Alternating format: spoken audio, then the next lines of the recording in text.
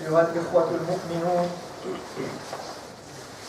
عن أبي هريرة رضي الله عنه أن رسول الله صلى الله عليه وسلم قال: أحب البلاد إلى الله مساجدها وأبغض البلاد إلى الله أسواقها. D'après Abu Huraira radiyallahu anhu, le prophète sallallahu alayhi wa sallam a dit: les mosquées sont l'endroit préféré d'Allah subhanahu wa ta'ala et les marchés l'endroit qu'il déteste le plus. المساجد أيها الإخوة أحب البقاع إلى الله لأنها أماكن العبادة والطاعة. Les mosquées sont l'endroit préféré d'Allah car ce sont des lieux destinés et consacrés à son adoration. Ce sont les lieux qui ont été destinés par Allah subhanahu wa ta'ala pour l'adorer, pour lui vouer un culte exclusif et se rapprocher d'Allah subhanahu wa ta'ala.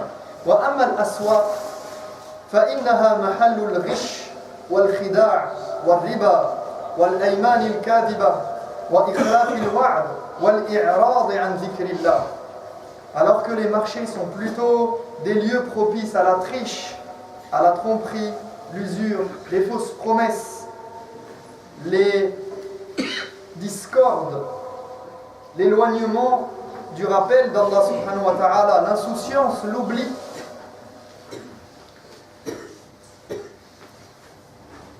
ولعل الأسواق الإلكترونية اليوم تأخذ حكم الأسواق العادية.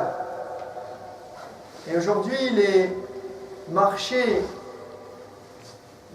dans un sens plus large, eh bien, on peut appliquer, wallahu ta'ala a'lam, ce jugement, même au marché à travers Internet. Le business que l'on fait, les magasins dans lesquels on entre par le biais d'Internet, sans même se déplacer physiquement. المساجد أيها الإخوة أماكن ذات شأن ومكانة عند الله لم يأمر ببنائها فحسب بل بعمارتها وارتيادها وصيانتها والجلوس فيها لذكر الله تعالى.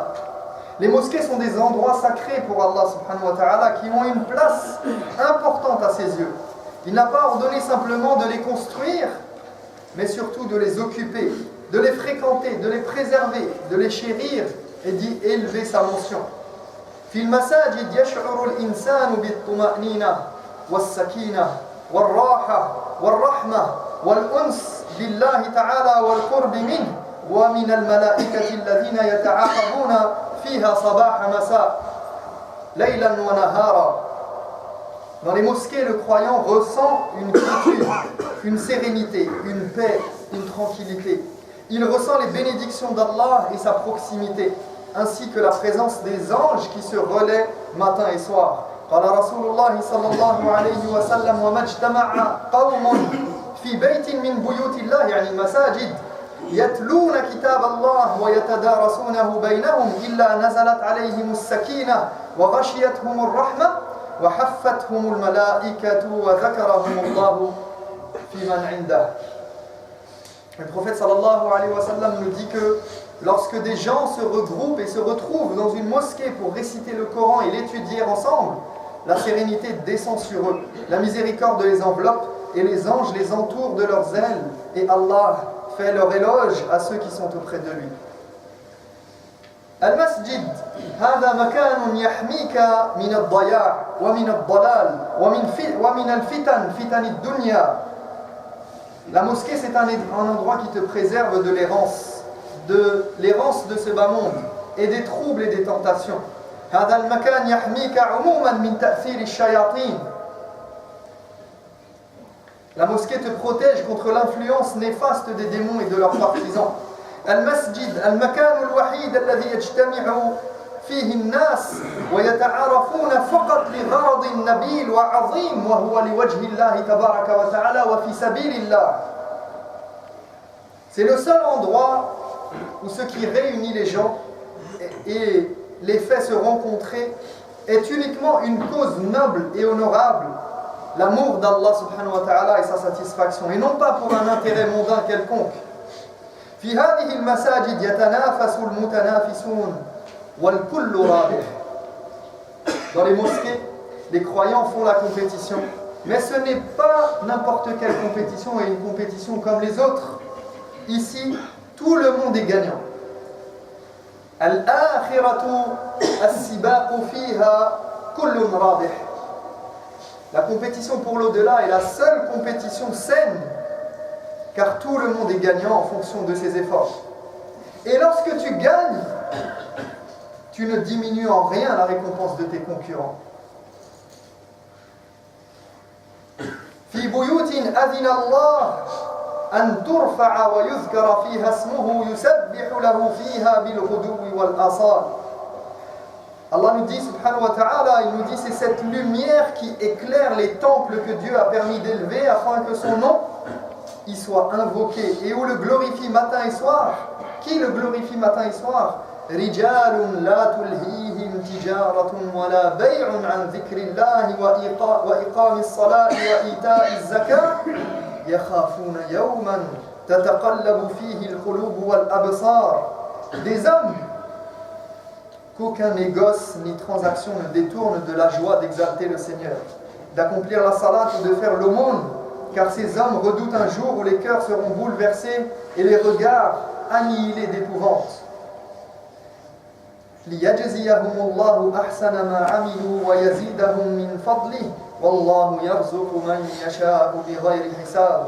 Dans l'espoir que Dieu les récompensera pour le meilleur de ce qu'ils auront accompli et leur accordera un surcroît de sa grâce, car Dieu dispense ses bienfaits à qui il veut sans compter.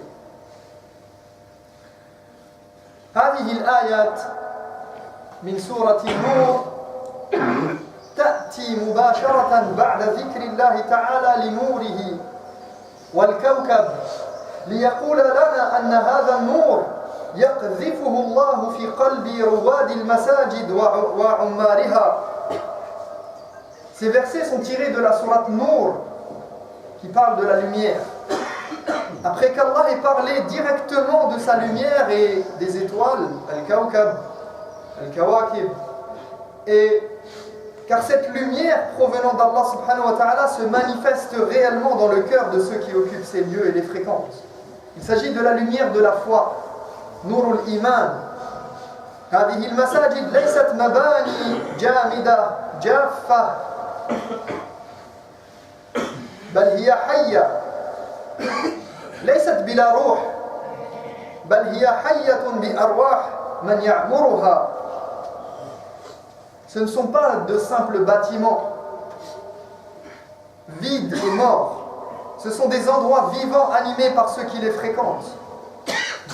Et on n'a pas besoin de grandes mosquées avec tout l'apparat et tout le faste et de se concurrencer dans qui aura la plus grande mosquée avec les meilleures installations, avec les plus beaux décors, avec des ayats qui viennent décorer la mosquée, des gros chandeliers, des lustres, etc. Non, on n'a pas besoin d'une mosquée qui soit gigantesque et qui soit vide, et dont le premier rang est à peine rempli. On n'a pas besoin de ce genre de mosquée. Ce n'est pas le besoin de la communauté musulmane, et ce n'est pas pour ça qu'Allah subhanahu wa ta'ala nous a demandé de construire des mosquées. Nos mosquées, elles sont faites, elles sont construites, ce sont des édifices, mais qui sont habités et qui sont animés par ceux qui les fréquentent. Et c'est eux qui les rendent vivantes et qui leur donnent de l'intérêt. Ceux qui les fréquentent, ceux qui participent à la mosquée, ceux qui viennent prier. Al-gharad min al-masjid an yajma'a an-nas أن تجتمع فيه الأمة ولا تلهيهم تجارة ولا بيع عن ذكر الله. Le but de la mosquée, c'est de réunir les cœurs, de réunir les membres de la communauté, et rien ne peut les en détourner. Ceux qui viennent à la mosquée, rien ne peut les détourner, nous dit Allah subhanahu wa ta'ala, pas même le commerce, d'une manière générale, où il y a un échange, où il y a un achat, une vente. Et il nous dit, et regarde, vous remarquerez qu'il a dit tijaratun wala bay', ma'a anna al-bay' min at-tijara. Il a cité At-tijara, le commerce, et il a cité la vente qui pourtant fait partie du commerce. Mais pour nous dire que même un gain, un profit garanti et assuré sur le moment de rentrée d'argent, puisque la personne qui vend, elle est assurée d'avoir quoi? D'avoir des gains, de retrouver de l'argent dans ses poches. Eh bien même ça, ça ne le détourne pas de fréquenter la mosquée, d'aller à la mosquée, de répondre à l'appel d'Allah subhanahu wa ta'ala.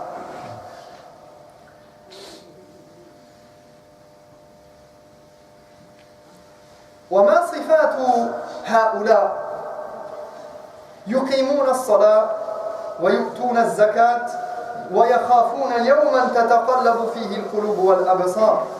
Comment sont-ils ces gens qui fréquentent la mosquée? Comment doivent-ils être, nous dit Allah subhanahu wa ta'ala?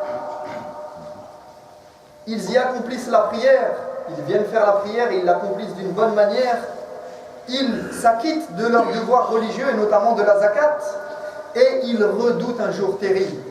Malgré leur attachement à la mosquée, malgré leurs bonnes actions, malgré leurs salawat, malgré leurs zakat, ils n'ont de cesse, et malgré toutes les bonnes actions qu'ils vont faire, ils continuent de redouter le jour où ils rendront des comptes à leur Seigneur. لِيَجْزِيَهُمُ اللَّهُ أَحْسَنَ مَا عَمِلُوا وَيَزِيدَهُم مِّن فَضْلِهِ وَاللَّهُ يَرْزُقُ مَن يَشَاءُ بِغَيْرِ حِسَابٍ. Dans l'espoir que Dieu les récompensera pour le meilleur de ce qu'ils auront accompli. Ahsana ma amilu. Allah les récompensera pour toutes les bonnes actions qu'ils auront faites. Mon frère, avancez un petit peu vers la du coup, ça commence à se presser et à manquer de place. Et Allah leur accordera un surcroît de sa grâce. Et il termine, regardez, il termine le verset et cette partie en disant quoi? Wallahu yarzuqu man yasha. À parler de rizq, en parlant de subsistance. Il nous dit car Dieu dispense sa subsistance, rizq, à qui il veut sans compter. Pourtant, a priori, on ne vient pas à la mosquée chercher de la nourriture, on ne vient pas chercher de l'argent, on ne vient pas chercher son rizq en tant que gain de ce bas monde. والرزق هنا ليس المقصود به رزق الدنيا لكن يرزق من يشاء من أبواب العمل الصالح. Allah dispense à qui il veut. En fait, il nous parle ici de quoi? Des opportunités de faire le bien, de faire des bonnes actions. Tout le monde rentre à la mosquée et vient à la mosquée au même titre. Alors, bien sûr, chacun en fonction de sa niya, chacun en fonction de comment il s'est purifié avant de venir, l'intention qu'il avait, etc. Mais tout le monde rentre au même titre. Mais tout le monde ne repart pas avec les mêmes bonnes actions et avec les mêmes hasanat et avec les mêmes faveurs d'Allah subhanahu wa ta'ala. Avec la même quantité de bonnes actions, avec la même quantité de foi et de lumière. والمعنى كذلك أن الله يعوضك كل ما بذلت من تعب ووقت ومال عندما أتيت إلى المسجد يعوضك الله خيرا من كل هذا. Cela signifie également qu'Allah subhanahu wa ta'ala te donnera encore mieux que tout ce que tu as sacrifié comme temps, les efforts que tu as fournis et l'argent que tu as dépensé pour venir à la mosquée. Ce temps que tu as sacrifié, cette énergie que tu as donnée pour Allah subhanahu wa ta'ala, cet argent peut-être qu'il t'a fallu pour venir, pour te déplacer, eh bien Allah subhanahu wa ta'ala te le récompensera et te l'échangera, te donnera un échange bien meilleur que ça. Al-masajid, ibadallah, khayrul biqa'i ila Allah. والمسجد بيت كل مؤمن كما جاء عند أبي نعيم في الحلية بإسناد لا بأس به. Les mosquées sont les meilleurs endroits aux yeux d'Allah subhanahu wa ta'ala, et la mosquée est la maison de chaque croyant, comme le rapporte Abu Nu'aym dans le Hilya. La mosquée, c'est chez toi, c'est ta maison, c'est ta demeure, c'est l'endroit où tu viens te réfugier, c'est l'endroit où tu viens te sentir bien. C'est l'endroit où tu viens souffler, te recueillir. Alors, certaines personnes, je ne vais pas leur dire c'est chez toi, vu l'état de leur maison. Mais non, tu traites la mosquée bien sûr bien mieux que chez toi encore. La mosquée c'est chez toi, c'est mieux que chez toi. Et tu dois prendre soin de cet espace et de ce lieu. يقول النبي صلى الله عليه وسلم سبعة يظلهم الله في ظله يوم لا ظل إلا ظله وأعطى تشبيها من أعجب ما يكون قال ورجل قلبه معلق بالمساجد. Le prophète sallallahu alayhi wa sallam a dit 7 catégories de personnes seront protégées par l'ombre d'Allah le jour où il n'y aura plus d'ombre que celle provenant d'Allah. Et cette ombre, il est mentionné dans un hadith, dans une des versions, que c'est l'ombre du trône d'Allah. Et le prophète alayhi salatu wassalam, ici, il nous donne une très belle comparaison, une comparaison des plus extraordinaires, en disant un homme dont le cœur est littéralement accroché, suspendu à la mosquée, suspendu dans la mosquée. قال بعض أهل العلم معناه أنه كالقنديل معلق في المسجد يعني ملازم للمسجد. Certains savants ont expliqué que son cœur est comme une lanterne, comme une lampe, comme un chandelier dans la mosquée, suspendu et accroché littéralement dans la mosquée, tellement il la fréquente. C'est comme s'il faisait partie intégrante des murs, des lieux. Mais c'est aussi parce qu'il y est attaché spirituellement, quand bien même il n'y serait pas physiquement. Quand il quitte la mosquée, il a hâte d'y retourner. Il ne se dit pas, ah, enfin, ça y est, on est sorti de la mosquée, ouf. Non, il sort de la mosquée, il est plein d'espoir de revenir rapidement à la mosquée et de reprofiter de ces instants qu'il a passés et qu'il passe à la mosquée. وقال آخرون يعني أنه مرتبط بها يعتني بها.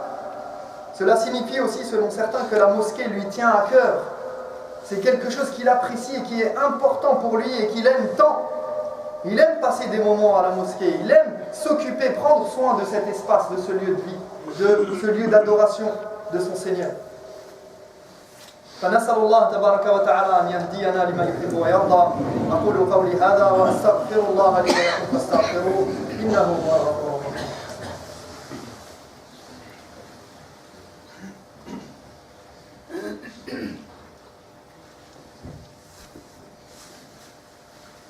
الحمد لله رب العالمين والعاقبة للمتقين ولا عدوان إلا على الظالمين وأشهد أن لا إله إلا الله وحده لا شريك له وأشهد أن محمدا عبده ورسوله صلى الله عليه وسلم وبعد. لكن في آخر الزمان الأحوال تتبدل والناس تتغير. قال صلى الله عليه وسلم إن من أشراط الساعة أن يمر الرجل في المسجد لا يصلي فيه ركعتين وأن لا يسلم الرجل إلا على من يعرف. Malheureusement, vers la fin des temps, les choses changeront et les gens n'utiliseront plus la mosquée à bon escient, comme nous en informe le prophète sallallahu alayhi wa sallam, qui nous dit: parmi les signes de la fin des temps, c'est que quelqu'un rentre à la mosquée sans y faire même une prière de 2 rak'at. Il rentre à la mosquée et il utilise la mosquée sans même faire 2 rak'at. Il n'a pas le temps pour faire 2 rak'at, il n'a même pas ça en tête. Il y a des gens qui viennent, qui se réunissent à la mosquée pour des affaires, parfois des gens d'une association, pour une rencontre ou peu importe. Et on en voit qui viennent à la mosquée, ils rentrent à la mosquée, ils vont rester 1 heure, 2 heures, 3 heures, et peut-être en dehors du temps de la prière, et ils ne vont même pas faire 2 rak'at. Et donc le prophète sallallahu alayhi wa sallam nous dit que ça c'est un signe de la fin des temps. Vers la fin des temps, il y aura des gens qui rentreront à la mosquée sans même faire 2 rak'at, sans même glorifier Allah. Ils prennent la mosquée comme un lieu parmi tant d'autres. c'est une salle comme une autre, voire pire qu'une autre. Et il nous dit, et parmi les signes de la fin des temps également, c'est que, eh bien, la personne croisera des gens, des musulmans, des croyants, et elle ne saluera que la personne qu'elle connaît. Le reste, ça n'a aucune importance pour lui à ses yeux. Ce sont ses frères normalement, innamal mu'minuna ikhwa, et pourtant, il ne les salue pas. Il n'a que faire d'être leur frère et du devoir qui lui incombe de les saluer. Allah yusallim ar-rajul illa ala man ya'rif. Donc seulement les gens qu'il connaît, il les salue. Alors que nous sommes dans la mosquée, nous devons nous saluer les uns les autres. Sans distinction. Dès que tu vois que c'est un musulman, un mu'min, tu dois le saluer. Ça fait partie des devoirs que tu as envers le musulman. Et donc, la mosquée, c'est un lieu que nous devons fréquenter. C'est un lieu que nous devons chérir. C'est un lieu qui est la référence et l'étalon pour savoir si tu aimes Allah subhanahu wa ta'ala ou non. Et si Allah t'aime. Parce que Allah, il aime la mosquée. Et c'est l'endroit préféré d'Allah. Et lorsque tu aimes quelqu'un, normalement tu aimes ce qu'il aime. Si tu aimes Allah, si tu prétends aimer Allah, tu dois aimer ce qu'il aime. Et tu dois aimer la mosquée, tu dois aimer fréquenter la mosquée.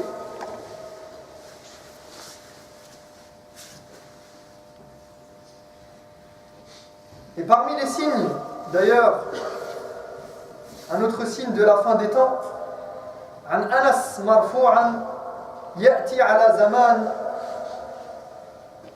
الناس يحلقون في المسجد وليس همهم إلا الدنيا وليس لله فيهم حاجة لا تجالسوهم وفي لفظ سيكون في آخر الزمان قوم يجلسون في المساجد حلقا حلقا إمامهم الدنيا. Anas rapporte cette parole qu'il attribue au prophète sallallahu alayhi wa sallam. Il nous dit, vers la fin des temps, les gens se retrouveront à la mosquée avec pour seul objectif de parler de leurs affaires mondaines. Et il nous dit, Allah n'a pas besoin de ces gens-là et ne les fréquentez pas. Il y aura vers la fin des temps des gens qui viendront à la mosquée, qui se serviront de la mosquée juste pour parler de leurs affaires mondaines. Et ici, je vous rappelle, faites attention, parce que maintenant on a nos portables, on a accès à tout le monde entier à partir de notre portable, et encore une fois, on a accès au marché, on a accès, on peut faire des ventes en ligne, on peut tout faire, on peut faire tout ce qu'on veut avec le portable. Sauf que quand on est à la mosquée, il y a des choses qu'on ne doit pas faire avec notre portable. Tu ne vas pas sur n'importe quel site internet, n'importe quelle discussion, n'importe quelle chose de WhatsApp ou je ne sais quoi, alors que tu es à la mosquée. La mosquée, elle n'est pas faite pour ça. La mosquée, elle est faite pour l'adoration d'Allah subhanahu wa ta'ala, pour glorifier son nom. Pas pour faire n'importe quoi. C'est pas parce qu'il fait bon vivre, il fait chaud, je suis bien, on a mangé le couscous, et j'ai mon portable et... Alors je parle pas de choses même haram, hein. Il y a des choses qui sont liées à la mosquée qui sont banalisées et qui enlèvent de la sacralité des lieux. Et qui montrent qu'on n'a pas vraiment donné l'importance qui sied à la mosquée et à cet endroit qu'Allah subhanahu wa ta'ala a honoré.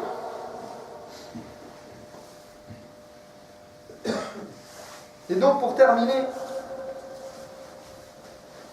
cette mosquée qui doit être chère à ton cœur, que tu dois être, si tu veux faire partie, essaye de faire partie de ces gens dont Allah dit qu'ils seront sous son ombre au jour du jugement, et notamment par cet aspect-là, parce qu'il y a plusieurs catégories de personnes, comme dans le hadith mentionne 7 catégories, mais si tu peux faire partie de ces gens qui sont attachés, dont le cœur est attaché à la mosquée, parce que comme je disais tout à l'heure, c'est l'étalon qui va montrer ton attachement à Allah subhanahu wa ta'ala, ton amour pour Allah. Comment tu te sens quand on appelle à la prière et que tu n'as rien à faire? Que tu n'es pas pris par des occupations, des obligations, ton travail ou autre, et que tu peux aller à la mosquée. C'est quoi ton sentiment? Est-ce que tu regrettes de ne pouvoir assister à la jama'a quand tu ne peux pas y être? Même celui qui est au travail, il doit regretter de perdre ces instants précieux où la récompense elle est démultipliée pour la salat. Il y avait un des anciens, un de nos salaf salih, on lui a demandé pourquoi tu n'as jamais, il dit pendant tant d'années, je n'ai jamais raté la prière en groupe. Et on lui dit, pourquoi tu ne vas pas de temps en temps sortir, pique-niquer, t'amuser avec tes amis? Il dit, parce que je vais sortir de cet environnement et est-ce que tu veux que je rate 27 prières? Ou 25 prières, comme selon les 25 récompenses, la démultiplication de la récompense de la prière. Il ne veut pas perdre cette chose-là. C'est si important pour lui que même aller sortir un peu s'éloigner de la mosquée, ça ne veut pas dire qu'il faut rester tout le temps 24 heures sur 24 à la mosquée, non. Mais ça veut dire qu'il faut avoir cette himma, cette volonté, cet amour pour la mosquée. اللهم اغفر لنا ذنوبنا وإسرافنا في أمرنا وثبت أقدامنا وانصرنا على القوم الكافرين.